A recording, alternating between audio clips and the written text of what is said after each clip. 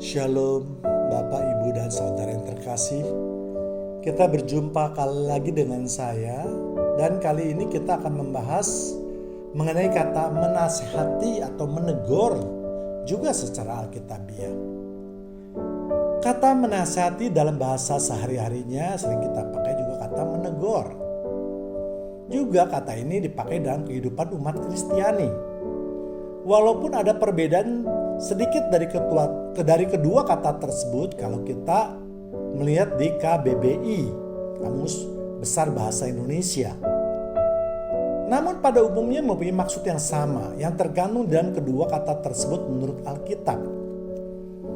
Bila dibandingkan dengan kata penghakiman, maka jelas menegur ini lebih jarang dipakai. Karena di dalam Alkitab kata menegur masih diberi toleransi yang tinggi, arti boleh dipakai. Bahkan Yesus memberikan pedoman bagaimana cara menegur yang baik. Umat Kristiani lebih senang memakai kata penghakiman karena untuk segera membungkam orang lain. Kata penghakiman sudah kita pelajari dalam video yang lain. Maka pada kesempatan ini kita akan sama-sama belajar tentang kata menegur. Untuk itu harapan saya adalah malah kita dengarkan dahulu sampai selesai sebelum kita mengambil kesimpulan seperti apa yang kita kendaki atau kita pikirkan. LAI memberikan judul untuk ayat ini adalah tentang menasehati sesama saudara, yaitu yang tertulis di dalam kitab Matius 18 ayat 15 sampai 17. Apabila saudaramu berbuat dosa, tegurlah dia di bawah 4 mata. Jika ia mendengarkan nasihatmu, engkau telah mendapatkannya kembali.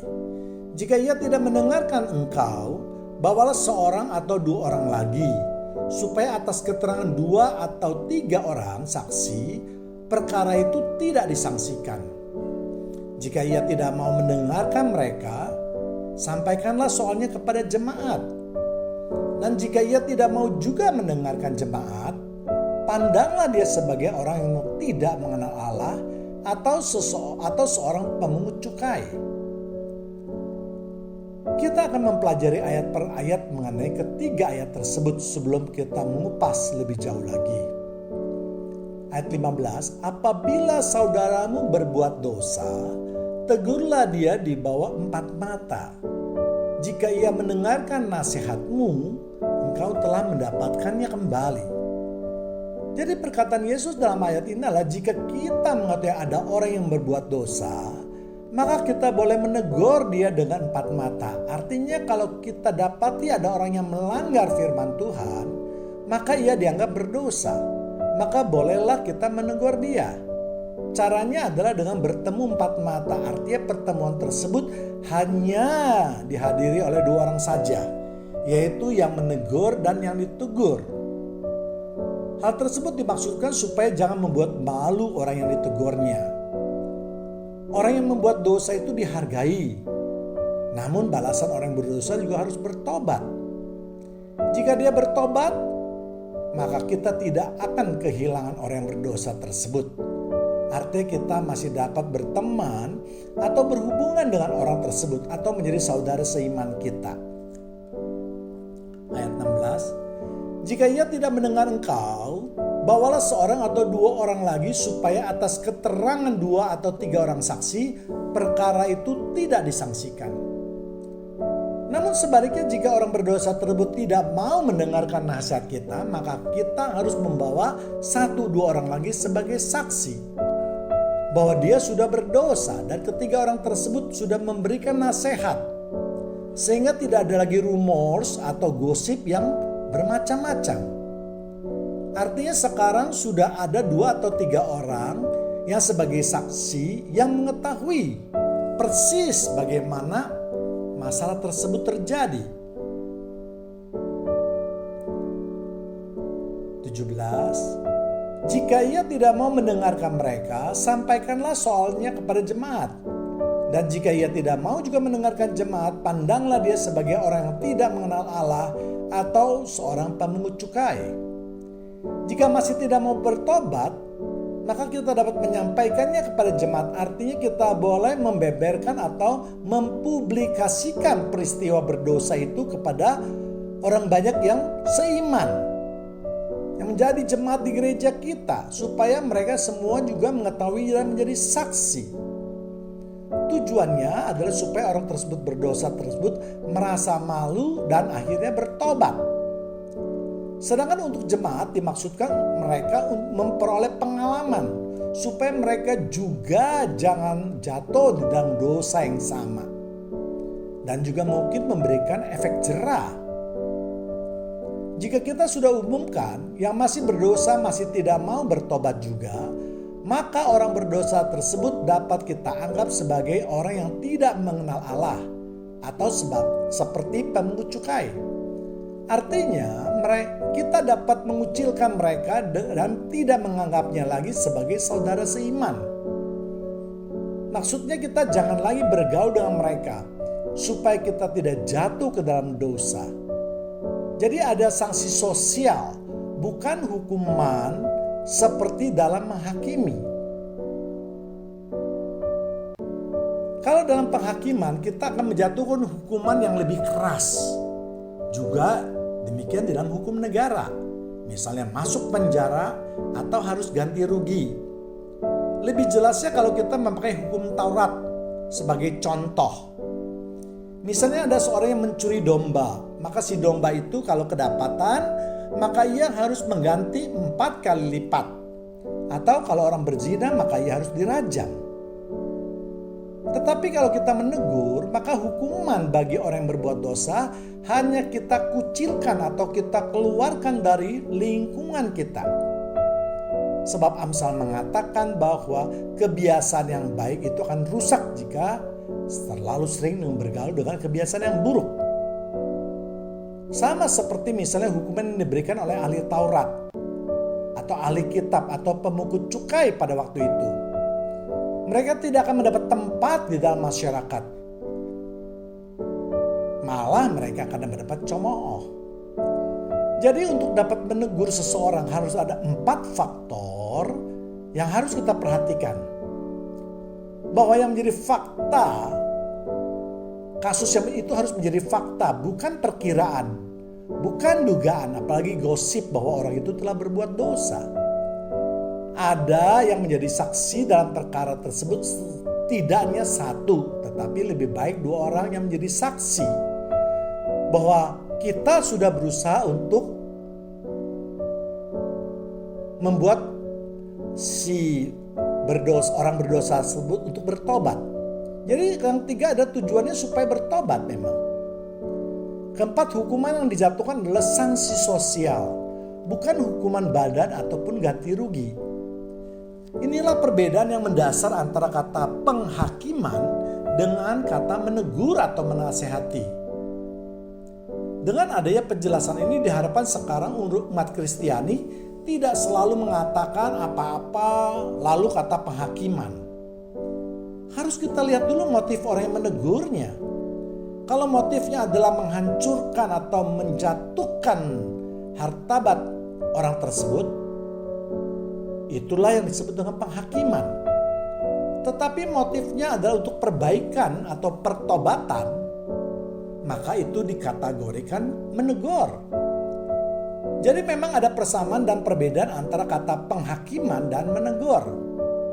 Kita akan melihat persamaan dan perbedaannya. Persamaannya adalah harus sama-sama kasus itu menjadi fakta, bukan rekayasa, bukan berdasarkan dugaan apalagi gosip. Jadi kita harus benar-benar memastikan dengan mengumpulkan data dan berbagai analisis agar kasus tersebut benar-benar kuat dan menjadi fakta di lapangan. Sama mencari kebenaran. Yang kedua yaitu sama-sama mencari kebenaran berdasarkan firman Tuhan atau hukum Tuhan.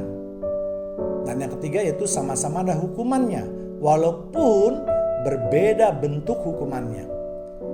Sedangkan perbedaannya adalah pada penghakiman, maka yang dikritisi dituntut untuk menjalani kehidupan yang layak terlebih dahulu, yang akan menjadi contoh atas perbuatannya.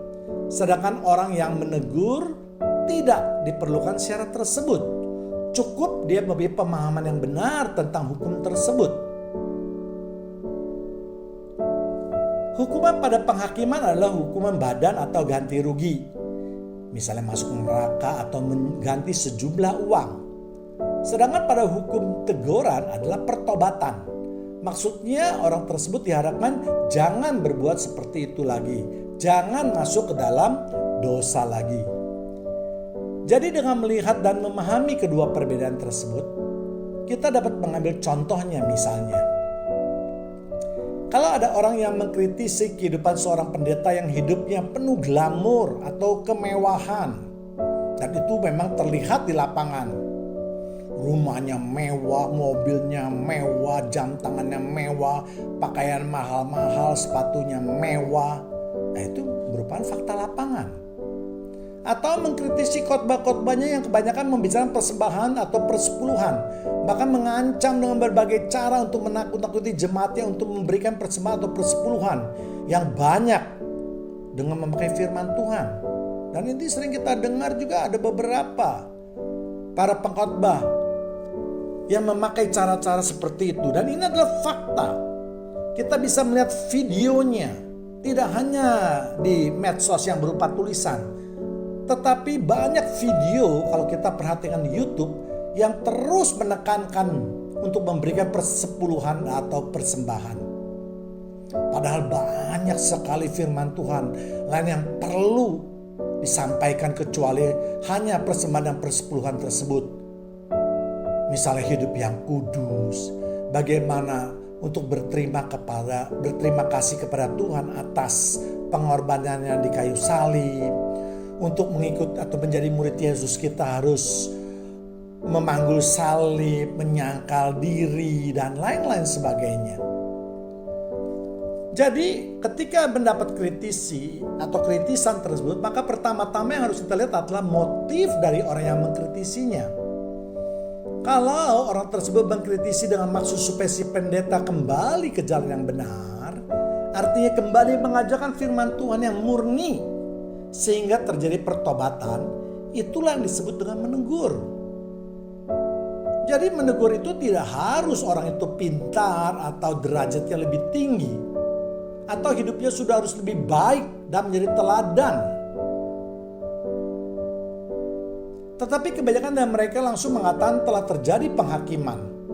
Sehingga akhirnya jemaat takut untuk melakukan kritik atau nasihat kepada siapapun juga. Sehingga banyak jemaat yang keluar dari gereja tersebut karena mereka tidak mendapatkan berkat. Tetapi justru mendapatkan batu sandungan. Atau akhirnya mereka akan apatis. Tidak lagi mengkritisi sesuatu yang dianggap telah melenceng dari firman Tuhan. Sebaliknya orang yang dianggap berdosa terus saja jatuh ke dalam dosa karena dia menganggap hebat telah berhasil membungkam orang-orang yang mencoba mengkritisinya. Contoh lain misalnya dalam pemberitaan firman Tuhan atau pendalaman Alkitab terdapat perbedaan tafsir. Juga jangan serta-merta mencap orang sebagai penghakiman. Tetapi haruslah kita bersikap dan bertindak arif. Perbedaan pendapat harus ditafsirkan dengan kebebasan menafsirkan ayat. Tidak ada satu jaminan pun bahwa senioritas selalu akan benar. Mereka juga manusia. Apalagi kalau mereka mempunyai kepentingan pribadi. Ingat, ini firman Tuhan. Maka tuntunan Roh Kudus juga berbicara sebanyak di dalam menafsirkan ayat di dalam Alkitab ini. Di samping itu tentu banyak faktor yang berpengaruh pada pemikiran seseorang terhadap firman Tuhan. Misalnya daya ingat yang baik, banyak mendapat masukan atau mendengar daripada pengkhotbah yang memang sangat baik di dalam pengetahuan Alkitabnya. Pendidikan juga tentunya mempengaruhi karena akan menyatakan pandangan dari seseorang. Banyak membaca, baik itu firman Tuhan, pengalaman hidup dengan Tuhan, pengetahuan bahkan dari sejarah sekalipun. Perbedaan dalam penafsiran itu tentu akan mengerucut menjadi satu. Maksudnya adalah mempunyai pendapat yang sama. Walaupun dengan jalan atau cara yang berbeda, itu sah-sah saja. Yang tidak boleh adalah berlawanan hasilnya. Karena kalau itu yang terjadi, maka firman Tuhan itu artinya berkontradiksi atau berlawanan. Jadi masing-masing pihak harus selalu melihat bunyi ayat tersebut. Kalau perlu kita memperbandingkan ayat tersebut sebelum dan sesudahnya. Bagaimana konteks kalimatnya, bagaimana keadaan pada waktu itu, bagaimana keadaan sosial budayanya pada waktu itu. Juga kita bisa membaca dari buku tafsiran lain-lain yang kita anggap jauh lebih hebat daripada kita. Jika dirasakan pengetahuan tentang Alkitab itu tidak cukup, dan masih banyak hal-hal yang dapat kita lakukan. Dan tidak kalah pentingnya sekali lagi tuntunan dari Roh Kudus dalam melakukan penafsiran tersebut. Kalau ternyata perbedaan kedua orang tersebut tidak menghasilkan kesepakatan, maka dapat dilakukan langkah-langkah penyesuaian seperti yang tertulis di dalam Matius 18 ayat 15-17 tersebut. Penyesuaian artinya pada prinsipnya langkah-langkah tersebut dilakukan, tetapi tindakannya tidak dapat dilakukan seperti itu. Misalnya terus kita mengumumkannya kepada jemaat dan lain sebagainya. Tetapi maksud saya adalah jika ada dua orang yang tidak mendapat kata sepakat, maka kita bisa mendapatkan masukan dari orang-orang yang kita anggap juga mempunyai pengetahuan Alkitab yang baik. 2-3 orang saja misalnya. Ya kan? Kalau itu pun tidak memperoleh keputusan, maka kita boleh men-share kedua keputusan tersebut di dalam kelas. Jadi sehingga semua orang mengetahuinya.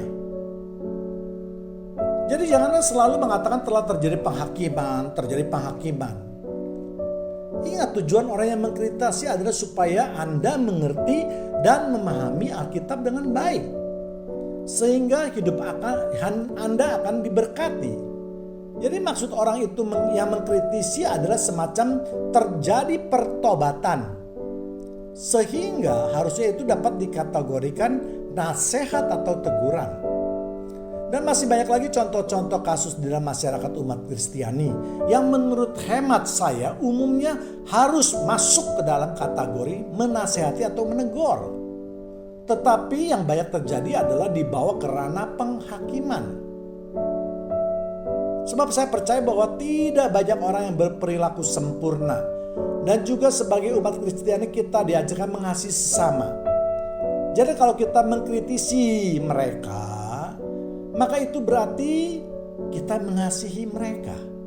Janganlah mengeraskan hati atau merasa malu ketika ditegur ketika kita membuat kesalahan. Tidak ada manusia yang sempurna. Walaupun kita dituntut untuk itu.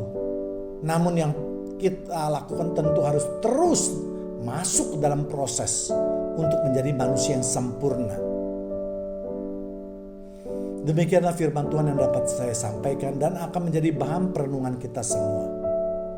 Dan seperti pada video-video sebelumnya, jika firman Tuhan ini memberkati Anda semua dan ingin membagikan berkat firman Tuhan ini, silakan share ke semua sahabat atau orang-orang yang kita cintai, agar mereka juga dapat mengerti serta dapat membedakan mana itu menghakimi dan mana itu menegur. Sehingga kita tidak selalu membuat kesalahan dan akhirnya kita masuk dalam dosa. Tuhan Yesus memberkati kita semua. Amin.